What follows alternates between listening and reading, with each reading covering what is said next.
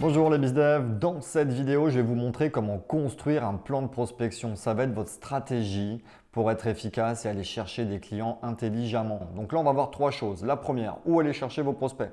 La deuxième, comment être efficace grâce à la maîtrise de votre agenda. Et la troisième, les best practices du follow-up, comment bien faire vos relances. Donc, je vais vous montrer où aller chercher vos prospects. Déjà, on va voir les deux sources de prospection les plus chaudes. La première, bien évidemment, c'est les recommandations. Quand vous pouvez appeler de la part de quelqu'un, vous êtes forcément bien reçu. Avec 3 recos, vous avez un rendez-vous. Les recos, il faut que vous sollicitiez vos clients pour qu'ils vous les donnent. Ils ne pensent pas forcément à vous de façon naturelle, donc il ne faut pas hésiter. Demandez-leur des recommandations et vous aurez des rendez-vous. La deuxième meilleure source de prospection, ça va être le networking, voire les salons professionnels. Là, effectivement, c'est quoi? C'est 10 appels pour avoir un rendez-vous. Donc, il ne faut pas hésiter, il faut sortir, il faut y aller. Par contre, ces sources de prospection sont les meilleures, mais elles sont tarissables. Si vous voulez avoir un agenda qui soit efficace, vous devez absolument les mixer avec d'autres sources de prospection. Ça, en fait, ça vous permettra de pallier aux effets yo-yo. C'est quoi un effet yo-yo? C'est une semaine à 10, 15, 20 rendez-vous. Et c'est la semaine suivante avec 2-3 rendez-vous. Et pour éviter ça, les effets yo-yo, vous devez mixer vos sources de prospection. Et donc, la meilleure méthode pour mixer ces sources de prospection, c'est de partir à la chasse. On va partir en mode hunting et on va utiliser la méthode du picking. Donc, en fait, rechercher toutes vos personas et clients avec leurs fonctions. Vous pouvez trouver ces gens-là dans la presse spécialisée. Suivant leur métier, ils vont avoir des magazines qui leur sont propres, Action Co pour les DIRCO, des RH Magazine pour les CHO par exemple. Vous pouvez également les suivre sur les réseaux sociaux. Et donc en termes de chasse, il vous faut 1 heure pour aller chercher 10-15 prospects. Ça alimentera 1 heure de phoning. Une autre source de prospection, c'est les listings. Donc là, vous pouvez les trouver dans des annuaires en ligne, sur Compass, sur Veriff. Donc ça, c'est une source de prospection qui est un petit peu plus dure.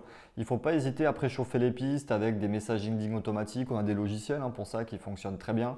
Et ce qu'il faut pour avoir des rendez-vous sur des listings, c'est faire du volume. Il faut être efficace. C'est 30 appels pour avoir une propale. Et pour ceux qui sont sur des marchés, il faut aller chercher des petits types de clientèle, de type commerçant, restaurateur ou profession libérale. On peut toujours aussi y aller en porte-à-porte. Donc en porte-à-porte, il y a une règle de base. Moi, je vous conseille de ne pas laisser de carte de visite parce que de toute façon, elles partiront à la poubelle. Mais plutôt demander au prospect qu'il vous laisse la sienne. Comme ça, vous aurez son email et vous pourrez les faire tourner sur des boucles.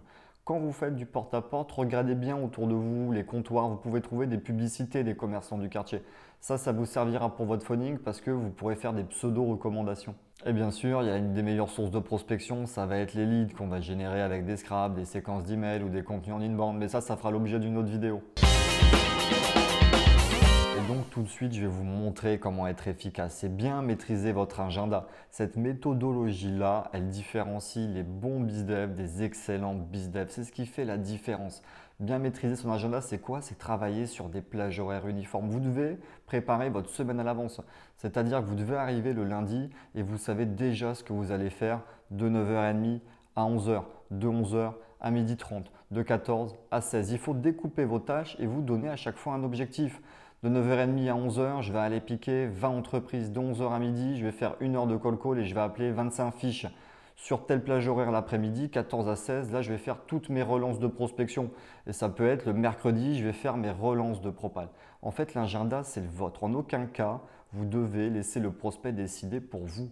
Quand le prospect veut que vous le relanciez demain, mais prenez la main et proposez-lui la journée qui vous arrange. Et après, il n'y a pas de secret, messieurs, il faut faire du volume, il faut se retrousser les manches, il faut aller les chercher, ses clients.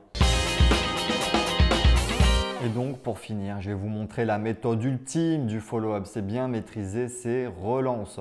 En plus, pour ces tâches-là, vous êtes aidé par tout ce qui est séquence de mails et ça compte comme des points de contact parce qu'on sait que pour avoir un prospect, il faut en moyenne avoir 7 points de contact. Donc dès que vous allez décrocher 3 fois votre téléphone pour l'appeler, vous allez éliminer 90% de la concurrence. Et pourquoi 90% des commerciaux ne relancent pas? Tout simplement, ils ne sont pas organisés ou ils ont noté sur une feuille volante et pas dans le CRM, il n'y a pas de tâche. Et un commercial qui fait ses relances, c'est un commercial qui se différencie des téléopérateurs et ça fait la différence. Donc planifiez bien vos relances sur des plages horaires qui sont uniformes. Notez-les bien sur le CRM avec des tâches de rappel et utilisez vos mail trackers. Quand le prospect ouvre votre email, c'est le meilleur moment pour le relancer.